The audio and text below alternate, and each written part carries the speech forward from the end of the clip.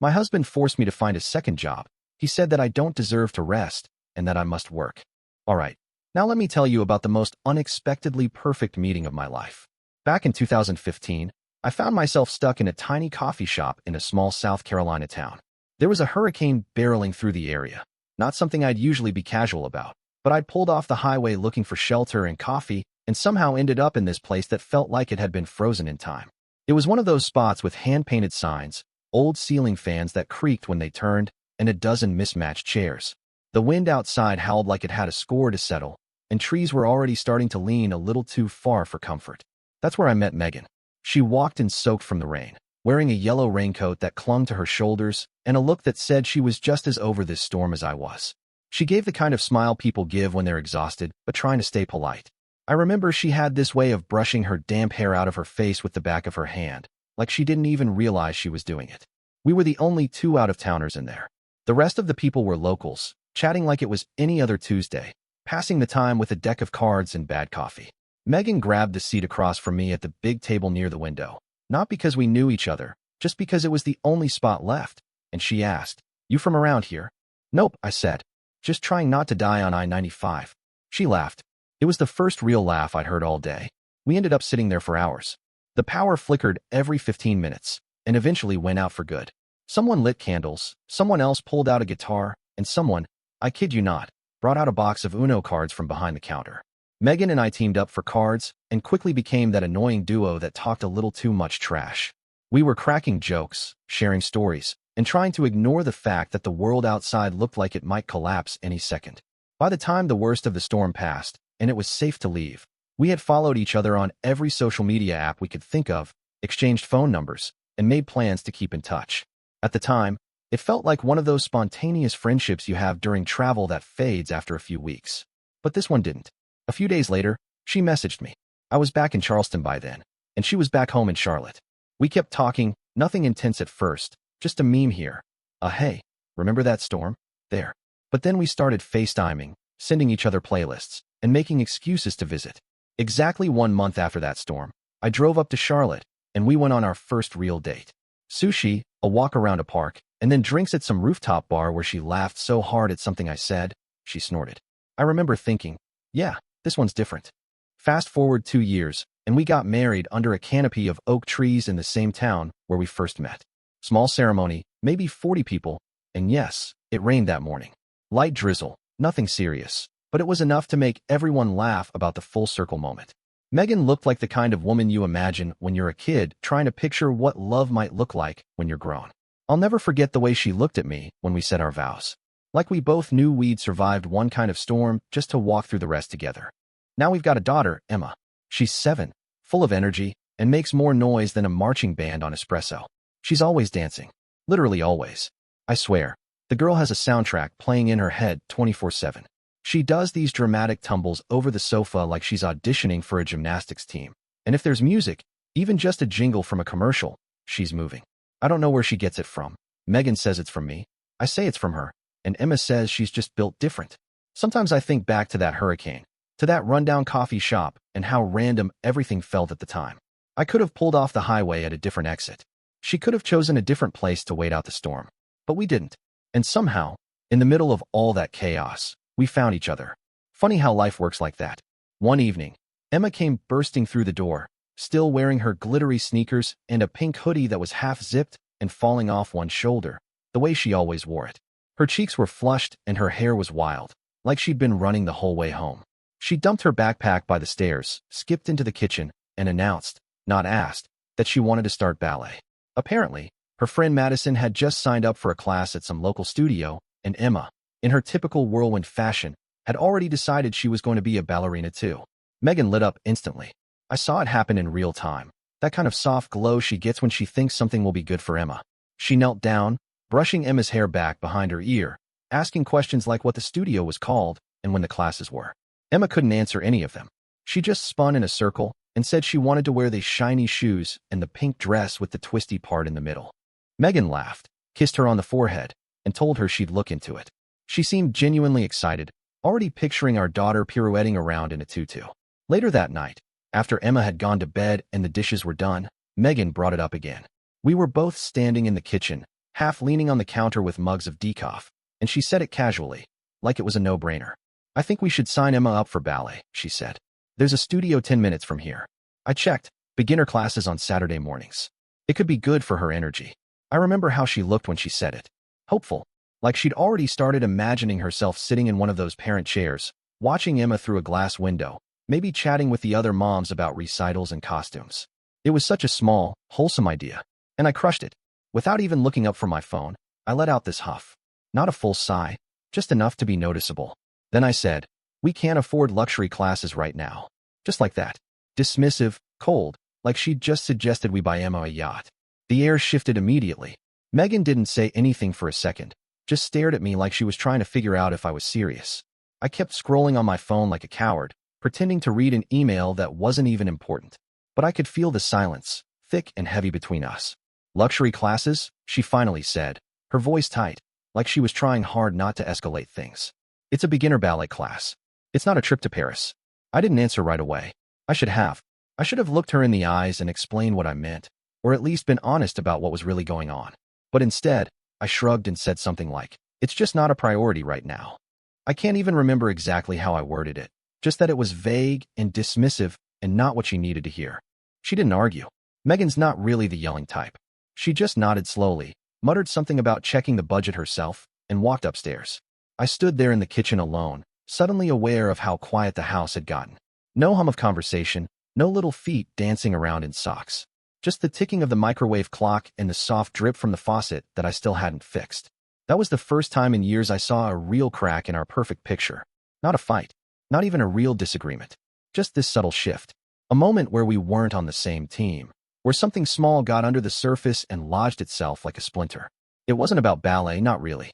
It was about what we saw as important, about how we handled each other's hopes, about whether we still dreamed the same way for our daughter. Looking back now, I realize I wasn't really worried about the money.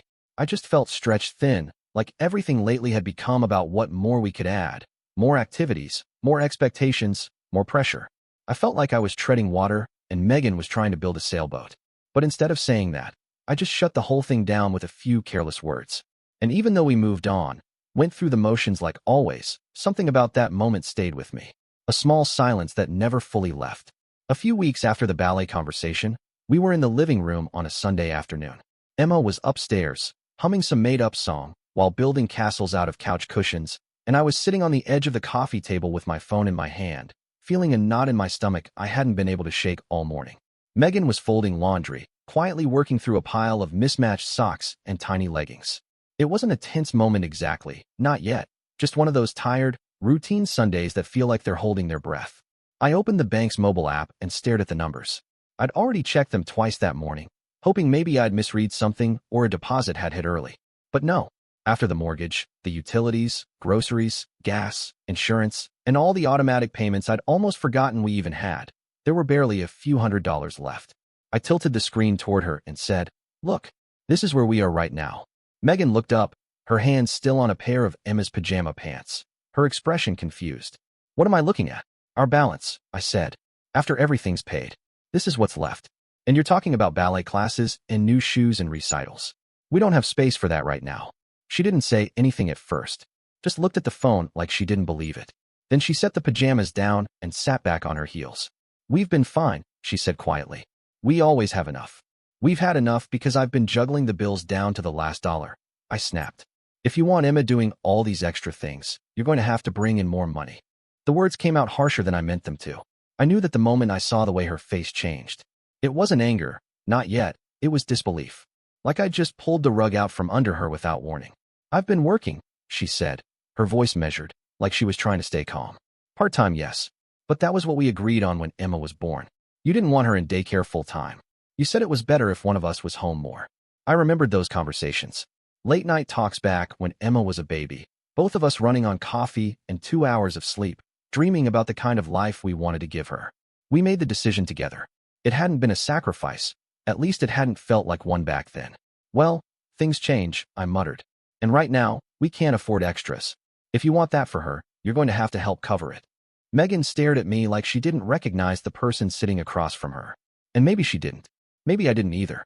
She stood up slowly and walked into the kitchen, not slamming things but moving in that quiet, deliberate way that told me I'd hit something deep. I sat there with the phone still in my hand, staring at the numbers on the screen, feeling like they were mocking me. 1,000 transactions, each one necessary, each one shrinking the space we had to breathe. That night, after Emma was in bed and the house had gone still, Megan sat down next to me with her laptop. She didn't say much, just opened up a job site, started bookmarking listings. Some local, some remote. A lot of them late hours or weekends. I watched her scroll and click, her face expressionless but her jaw tight. She didn't argue. She didn't make a scene. She just did what needed to be done, for Emma, not for me. And somehow, that made it worse. Megan ended up taking a job at a roadside cafe about 15 minutes from our house, working the night shift 3, sometimes 4 times a week. It wasn't glamorous, not even close. The place smelled like fried grease and stale coffee, and most of the customers were truckers or late shift workers grabbing a bite before heading home. She started a week after that conversation in the kitchen, barely said a word about it, just told me she got the job and would be out late on certain nights. The first night she worked, I stayed up. Not because I was waiting for her or worried, but because I couldn't sleep. The house felt off without her in it. When she came in around 2 in the morning, I heard the door open and the soft sound of her keys hitting the counter. She didn't come into the bedroom right away. I could hear her in the bathroom, probably washing off the smell of the kitchen, trying not to wake Emma. I didn't get up. I just lay there, listening. After a few weeks, the routine settled in. Megan would come home late, sometimes after double shifts if someone had called out. She'd tiptoe in quietly, always checking on Emma before finally crawling into bed beside me. Most mornings, she still got up early to help Emma get ready for school, even if she'd only slept 3 hours. I'd see her moving slow around the kitchen, her face pale, her eyes heavy. Some mornings, she didn't even bother changing out of her cafe uniform before pouring Emma's cereal. One Saturday morning, she sat down at the table while I was reading the news on my phone. She kicked off her shoes and rubbed her feet under the table, wincing. Her hands were raw from scrubbing dishes, and her knuckles were red and cracked. She looked at me, not angry, just completely drained, and said, "I don't know how much longer I can do this. I come home every night smelling like fryer oil. My back hurts. My legs feel like they're going to give out." I didn't look up right away. I remember that clearly. I kept scrolling, pretending to read some article I wasn't even processing. Then I said it. Cold. Flat. "You have no right to be tired if you make almost nothing." The words hung in the air like smoke from a blown-out candle. I didn't even mean to say it that way. Maybe I did. I don't know anymore. But I remember how still she went. She didn't flinch. Didn't cry. She just stared at me for a long second, then stood up and walked into the bathroom. The door closed behind her without a sound. I sat there, still holding my phone, suddenly aware of how quiet the house was again. Emma was still asleep upstairs. The only sound was the low hum of the fridge and the soft tick of the wall clock. I didn't follow her. I didn't apologize. I just sat there, pretending that what I said didn't rip something open between us. That was the moment I saw it, or maybe finally admitted it to myself. The exhaustion in her wasn't just physical anymore. It had shifted into something else, something heavier. And I was the one who put it there. More than 3 months passed, and Emma still hadn't been enrolled in ballet. Every time Megan brought it up, I had a reason ready. Always something logical on the surface, something that could pass as a real answer if you didn't look too closely. I said the studio was full and had a wait list. I said we were waiting for the next semester because it would make more sense to start fresh. I said it was smarter to save a little more first, just in case something unexpected came up. I rotated the excuses like a playlist I knew by heart, always with just enough detail to sound convincing. But Megan wasn't stupid. And Emma, in her own innocent way, started pulling at the seams without even realizing it. She would come home from school chattering nonstop about her day, hopping around the kitchen while Megan tried to cook or clean. Most of it was harmless stuff. Who brought what for lunch, who got in trouble during math. But then there were the stories that didn't add up. Stories about trips to the zoo, about getting pizza with extra cheese, about cartoons at the movies on a school night. Stories that always started with, "When Daddy picked me up," and ended with something I didn't want to explain. I could see it in Megan's face when Emma talked. She never interrupted, never asked questions in front of her. She just listened, her hands tightening around a dishcloth or her eyes narrowing slightly while she stirred a pot on the stove. She was collecting it all, every outing, every dollar I spent that didn't make sense in the context of my constant complaints about money. One evening, Emma ran in with a stuffed panda under her arm, the kind they sell at the zoo gift shop for way more than they're worth. She twirled in the hallway, hugging it like it was the best thing she'd ever owned, and said, "Daddy got me this after we saw the penguins." Megan didn't say anything right then. She just smiled and helped Emma out of her shoes. But when our daughter went upstairs to change, she turned to me. Her voice was quiet, almost too calm. You said we couldn't afford ballet, but you took her to the zoo. I shrugged, already annoyed at where I knew the conversation was going. It was just a small treat. She's been doing well in school. I thought it would be nice. Megan crossed her arms, the same way she did when she was trying not to yell. And the pizza? The movie? The toys? She keeps talking about these work nights like they're father-daughter field trips. I didn't answer. I couldn't. Because there was no excuse I hadn't already used, and none of them covered the truth. She didn't push, not that night. She just looked at me for a long moment, then walked past me to the sink. She washed dishes in silence while I stood there, suddenly feeling like a stranger in my own kitchen, with nothing to say that didn't sound like a lie. It started with Emma talking about someone named Lauren. At first, Megan didn't think much of it. Kids make friends all the time, and Emma has always been the type to adopt new names and faces into her little world without much explanation. She mentioned Lauren casually, like she was a character in a cartoon or one of the other moms at school. But then she said something that didn't sit right. We were sitting at dinner, all three of us for once, and Emma was going on about how Lauren let her feed giraffes, something I knew the zoo offered as an extra. Megan asked, "Who's Lauren?" Just as a side comment, spoon halfway to her mouth. Emma didn't even pause. Daddy's new friend. She has red hair and long nails. She calls you Meg. The second those words came out of Emma's mouth, I felt Megan go still next to me. Emma kept going like it was nothing. I told her your name is Mommy, but she said, "Oh, you mean Meg." Then she giggled. I think Meg is your new name now. Megan didn't say anything right away. She just gave me this look, not angry, not even surprised, just sharp, quiet, focused, like she was filing something away for later. We didn't talk about it in front of Emma. She helped her finish dinner, put on her pajamas, brushed her hair, and read her a bedtime story like nothing was out of the ordinary. But as soon as Emma's door clicked shut, Megan came downstairs with that same quiet focus and stood in front of me in the living room.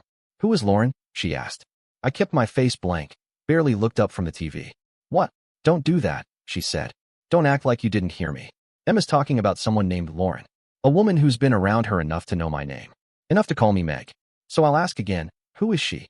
I could feel the tension crawling up the back of my neck, that hot, irritated frustration I always got when she started digging too close to things I didn't want to talk about. "You're being paranoid," I snapped. "She's probably someone from the zoo or the movie theater. You know how kids are. They make things up." She said Lauren knows my name, Megan said, her voice tighter now. She said she calls me Meg. That's not something a 4-year-old invents. She's 7, I muttered, already regretting saying it, already shifting into defense instead of explanation. "And you're making something out of nothing." Megan just stared at me, not yelling, not crying, just staring like she was seeing something she hadn't wanted to believe until now. I hated that look. It made me feel cornered in my own home. "You know what?" I said, standing up too fast. "I don't have to explain myself every time you decide to start some interrogation. You don't trust me? That's your problem." Then I walked out of the room, left her standing there. I didn't go far, just into the garage, sat in the car with the door closed and my hands gripping the steering wheel. I wasn't angry that she asked. I was angry that she wasn't wrong too. It was a Thursday, and Megan wasn't supposed to be home until after midnight. But the cafe had a slow night, so she got cut early and walked through the door just after 9. The house was quiet. Too quiet. No sound from the TV, no dishes in the sink, no Emma music blaring from her bedroom upstairs. She called out, thinking maybe we were in the backyard or down in the basement, but there was no answer. She checked the bedrooms, then the garage. Empty. She sat on the couch, waiting, trying not to jump to conclusions. She didn't text me, didn't call. She just waited. I came home about an hour later, completely unaware that her plans had changed. Emma came through the door first, bouncing as always, wearing a glittery purple hoodie Megan had never seen before and brand new sneakers that still had the tag on one lace. She was glowing with excitement, talking a mile a minute about the cartoon we'd just seen and how there was this one part where a dog flew a helicopter. She mentioned something about cotton candy and a claw machine and how she almost won a stuffed bear. Megan waited until Emma went upstairs to change, then turned to me and asked, "Where were you?" I didn't answer right away. I just dropped my keys in the bowl and kicked off my shoes like everything was normal. But she wasn't letting it slide this time. "You told me you had a late meeting. You said you were working." I gave her a look, not quite smug, but definitely annoyed. "What? I can't take my daughter out for a treat." Megan stepped closer. "This isn't about the treat. This is about the lie. You told me you were working. And I asked you 2 days ago if Emma could be signed up for ballet, and you said we needed to save." I shrugged. "I bought her a hoodie and some ice cream. It's not like I took her to Paris." She said it was a movie. a cartoon. And that Lauren was there. The second she said her name, everything changed. Megan wasn't accusing anymore. She was just asking. Her voice wasn't loud, but it cut through everything. Who is Lauren? I stood there for a second too long. Long enough for the answer to be obvious even without words. I could have lied again, but I didn't have it in me. I was tired. Tired of hiding. Tired of pretending I didn't hear the question every time she asked. So I didn't explain. I didn't defend. I just went low. Maybe, I said, pulling my jacket off and tossing it onto the back of the chair. If you were more interesting, your daughter wouldn't call you Meg. I didn't look at her when I said it. I didn't need to. I knew what it would do. And sure enough, she didn't say anything in response. She just stood there, frozen, her arms crossed so tightly it looked like she was holding herself together by force. That was the moment something between us broke for good. I didn't need to hear it crack. I could feel it. A few days later, Megan was cleaning Emma's room while she was at school. It wasn't unusual. She did it every week or so, organizing books, putting stray toys back in their bins, trying to keep some order in the chaos Emma left behind. But that afternoon, something unexpected happened. She opened the closet to rearrange a pile of drawings and old craft projects, and a plastic folder slipped from the top shelf and landed on the floor. It wasn't labeled. Just one of those thin, clear folders, the kind you buy in packs of 5, stuffed with papers and what looked like photo prints. She picked it up, thinking it was something from school, maybe a forgotten art project or a birthday card collection. But when she opened it, her breath caught in her throat. Inside were photos. Printed, glossy, full-color photos. Not random snapshots either. These were curated, chosen, placed with care. And every single one of them felt like a punch to the chest. There was Brian, smiling, relaxed, his arm around a woman Megan instantly knew was Lauren, even though she'd never seen her in person. Red hair, long nails, tight smile. The same woman Emma had described without knowing what those details would mean. One photo was taken at a park, another at a crowded outdoor birthday party with balloons and a table full of pizza. Another showed the three of them, Brian, Lauren, and Emma, standing in front of what looked like a Christmas tree lot, bundled in jackets, sipping hot chocolate. Emma had on a red scarf Megan didn't recognize, but the one that stopped her completely was near the bottom of the stack. It was Emma, in a ballet costume. Pale pink leotard, matching skirt, white tights, her hair pulled back into a tight bun. She was holding a little bouquet of flowers, beaming up at the camera like she was on top of the world. Brian stood next to her, crouched down to her level, grinning, one arm around her shoulders. Lauren was in the background, slightly out of focus, but clearly there. The date on the corner of the photo said last spring. Almost a full year ago. There had been ballet lessons. There had been a recital. There had even been pictures. Just not with Megan. She sat down on the floor of the closet and flipped through every photo, one by one, her hands trembling. These weren't quick snapshots from a phone. Someone had printed them, kept them, tucked them away in their daughter's room like they were part of the normal, everyday fabric of her life. But Megan had never seen any of them. Not a single one. She had spent the last 3 months believing they couldn't afford a class, working nights, missing sleep, scrubbing dishes at a cafe, while Brian took Emma to ballet and smiled for pictures with another woman. When Emma came home that afternoon, Megan didn't say anything. Not right away. She helped her take off her shoes, asked about school, made her a snack. But her hands were still shaking when she poured the juice, and her chest felt like it was caving in. She had wanted to believe there was still a line Brian wouldn't cross. But this was something else. This wasn't just cheating.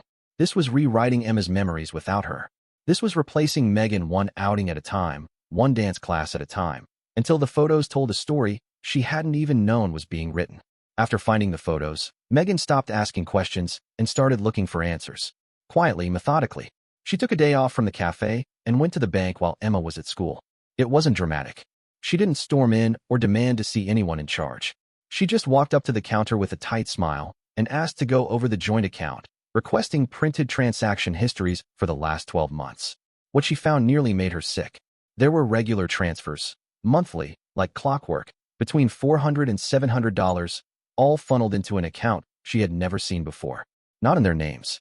Not part of the joint account. Just a separate account that Brian had been quietly funding every month for over a year. In total, more than $18,000 had been siphoned off, while she picked up extra night shifts and skipped buying herself new shoes because we were supposedly tight on cash. She kept going through the printouts, flipping one page at a time with a growing sense of nausea. There were charges to expensive restaurants, places she'd never been, never even heard of, upscale places downtown with tasting menus and wine pairings that ran $200 a night. Hotel stays, Not motels. Hotels. Downtown, coastal, even one in Florida. There were flights. Tickets booked during weekends when he said he had to cover late shifts or help a client in crisis. There was a charge to a high-end jeweler 3 weeks before Christmas. Megan hadn't received jewelry. She remembered that Christmas clearly because Brian had handed her an envelope with a gift card and told her he was keeping it simple so they could focus on Emma's presents. Then, at the very end of the stack, she found something that stopped her cold, a copy of a filed tax return with Brian's name only. It listed a second address, an apartment downtown. Not their house, not a rental property, an actual residence, listed as his primary address on certain forms. She didn't know if he was living there part-time or just hiding money through it, but either way, it was official. It was real. It wasn't a mistake or a misunderstanding. She sat in the bank parking lot afterward, the envelope full of transaction histories in her lap, hands clenched so tightly her knuckles ached. For over a year, he'd been bleeding money out of their life together, feeding it into another one he was building on the side. With Lauren. With dinners and trips and gifts that Megan had unknowingly subsidized by working herself raw at a diner that paid her in tips and leftover pie. She wasn't confused anymore. She wasn't paranoid. She was humiliated, betrayed, and finally, very, very clear. The apartment wasn't just some investment property or temporary crash pad like I had tried to convince myself. It was real, lived in, decorated, and not just by Brian. Megan didn't storm over there right away. She waited, just long enough to be sure, to match the address on the tax return with the patterns in his stories, to check her memory against the times he said he was stuck late or needed space to think. But when she finally did go, alone, no warning, what she found wasn't just a second apartment. It was a second life. The building was modern, tucked into one of those expensive high-rises near the river, with secure entry and a clean lobby that smelled like eucalyptus and money. She didn't even have to force her way in. Someone held the door open for her on their way out, polite, unsuspecting. She took the elevator up to the listed floor, heart pounding, her hands ice cold even though her jacket was unzipped. And when she got to the door, his door, their door, she knocked. No one answered. But through the frosted glass panel near the side, she could see movement. Light flickering, voices. And then Emma. Emma opened the door with a mouthful of cereal and a unicorn blanket draped over her shoulders. "Hi, Mommy," she said like it was the most normal thing in the world. Behind her was Lauren. And the apartment. Megan stepped inside without saying a word. She didn't yell, didn't cry. She just looked. The first thing she saw was the living room. Tidy, clean, decorated with soft colors and minimalist art. It looked like it belonged in a catalog, the kind of space someone curates to feel effortless. Then she saw the hallway. Emma led her, cheerfully, right into a bedroom. It wasn't just a guest room. It was Emma's room. A second one. Fully set up with a pink rug, bookshelves lined with glittery chapter books, a closet full of new clothes Megan had never bought, and toys still in their packaging. On the bathroom sink sat a toothbrush, white with unicorns, in a matching cup with a name sticker on it. Emma's name. Her real name, written in careful handwriting. Like someone had practiced making it look perfect. That's when it hit Megan. The long nights at the cafe, the missed bedtime hugs, the extra shifts she picked up thinking she was making sacrifices for their daughter. All of it had been part of his plan. Not just to cover expenses or make room for ballet, but to move her out of the way, to create space for this, for them, for a parallel version of life where she didn't exist. She didn't even say anything to Lauren, didn't ask how long this had been going on, didn't ask what promises had been made. What was there to say? Her second job had never been about ballet. It had been about getting her out of the house, about keeping her too exhausted to notice, too busy to ask the wrong questions, too tired to catch the lies piling up like receipts. And now, standing in a room her daughter called hers, in an apartment she never knew existed, Megan realized just how deep it all went. Brian didn't just cheat. He had built an entirely different version of fatherhood, of partnership, and of family, one with someone else, while letting her break herself in half for a life he had already walked away from. After that day at the apartment, Megan didn't scream or confront or fall apart. She didn't ask me where I'd been or why or for how long. She just shifted, quietly, deliberately, like someone who'd realized the fire was already burning and decided to start building an exit instead of trying to put it out. The first thing she did was change her schedule. She gave notice at the cafe that she'd be cutting her shifts. Not completely. We still needed the money, but just enough to make sure she could be home for bedtime, for breakfasts, for school drop-offs. The nights she stayed out working so Brian could play house with Lauren were over. She told her manager it was about childcare. And in a way it was. But it was also about reclaiming her place, not just in the home, but in Emma's world. Then she opened a separate bank account. A quiet move. She didn't mention it to me. Didn't hint at it. She just walked into a different branch, set it up under her name only, and started directing part of her paychecks there. Not all. Just enough. Enough to matter.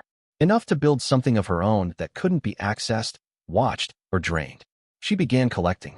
At first it was just copies of things she already had, tax records, statements, printouts of transactions. But then she got more organized. She started documenting. Photos, screenshots, notes from conversations. Emma's stories about Lauren's house, and the gifts and the cartoons and the zoo. All of it, written down with dates and details, labeled and stored. She put the folder together herself. No label on the outside. Just clean, simple, tucked into a fireproof box that she gave to her mother one evening over coffee. For a rainy day, she said. And then she did the thing that mattered most. She signed Emma up for ballet. Real ballet. Not the secret, stolen kind that happened behind her back. She used her own money, filled out the forms herself, bought the little pink shoes, and drove her to the first class in an old sweater and jeans, watching through the glass like she'd imagined months ago. Emma ran out after the lesson glowing, saying she loved it, that she already made a new friend. Megan didn't cry. She just hugged her and said she was proud. At home, she hung the ballet bag on the hook by the door. Visible. Unapologetic. No more excuses. No more pretending. She didn't tell me she knew everything. She didn't need to. The way she moved, the way she held herself, the way she looked me in the eye without blinking, that was enough. She was done being pushed out, erased, replaced. She was Emma's mother. And she was back. Brian's parents were planning their 40th wedding anniversary like it was a royal event. They rented out a restaurant with chandeliers, live music, a long guest list filled with extended family, neighbors, old friends. Everyone who ever meant anything to the family. The invitation arrived in the mail, addressed to both of us like nothing had changed, like the version of our lives they believed in was still intact. Megan didn't say anything when she opened it. She just set it down, poured herself a coffee, and started preparing. Lauren was on the guest list too. That wasn't a mistake. Megan saw her name in the RSVP email when it popped up on the shared family thread. She didn't react, didn't send a message or make a phone call. She just went to the closet, pulled out the folder she had built over weeks, and carefully rechecked everything. Printed photos, bank statements, tax records, screenshots of text messages, and calendar reminders. A printout of the ballet studio receipt with Megan's signature at the bottom and the date clearly showing it had been her, not Brian, who got Emma into the class. It was thick, organized, and impossible to argue with. The night of the event, she dressed simply. No drama. A black dress, modest heels, hair pulled back. She brought Emma along too, who wore her favorite white sweater and clutched Megan's hand through the parking lot. When they walked into the restaurant, people smiled and greeted them like everything was normal, like no one had any idea the weight Megan was carrying under her arm. The dinner started slow, with champagne and speeches. Megan sat near the end of the long table, across from Brian's mother, who wore a pale blue dress and a brooch shaped like a dove. She looked happy, radiant even, unaware. Brian was across the room talking to his cousins, laughing too loudly, already on his second glass of wine. Lauren hadn't arrived yet. After the appetizers were cleared, and just as someone started to toast the couple, Megan stood up. Calmly.